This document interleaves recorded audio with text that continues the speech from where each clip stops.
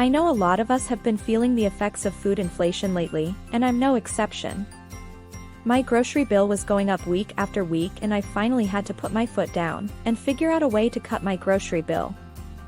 I'm happy to say that I've managed to drastically reduce our food budget while still providing my family with a reasonably nutritious and well-balanced meal.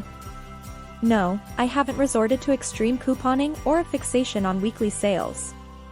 Let me start by saying that I'm going to talk about things I've done to save money on groceries. Keep in mind that everyone has different families, lifestyles, dietary needs, household budgets, and where they live. However, I do think that you can learn a lot from what I've done and find ways to use it in your own grocery shopping and meal planning. The first thing I did was to be honest and realistic with myself. If I wanted to spend less at the grocery store, I would have to buy less. We get used to a certain level of living comfortably or a certain way of life.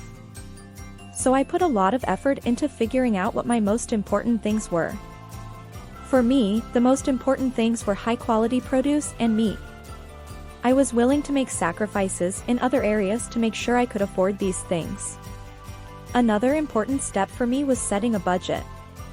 I know this might seem obvious, but it's something that not everyone does. You have to have a goal to work towards and a weekly budget to keep you on track. This keeps you in check and forces you to make the sacrifices that need to be made. I found that doing almost all of my grocery shopping online helped me keep track of my spending better. Shopping online lets you take breaks to look up foods on Google, compare prices, and see how much you have in your shopping cart as you go. Strict meal planning has also been a huge help for me. I've been pretty good about planning meals for about a year, but it's become clear that it's an absolute must if I want to stick to a budget. This means writing down all of the meals for the week, giving each day a meal, and then sticking to that plan like my life depends on it. If we don't eat what we planned and bought, we'll end up spending money on food we didn't plan for. And, if we don't want to eat what's on the list, I just grit my teeth and eat it. Another tip is to look at what you already have and try to plan 1 or 2 meals around that. This can help you use up food before it goes bad and saves you money. I also try to include at least 1 meatless meal a week. Meat can be expensive, especially if you like to buy higher quality meats. If you use other sources of protein, like beans and legumes, it can be a really cheap swap.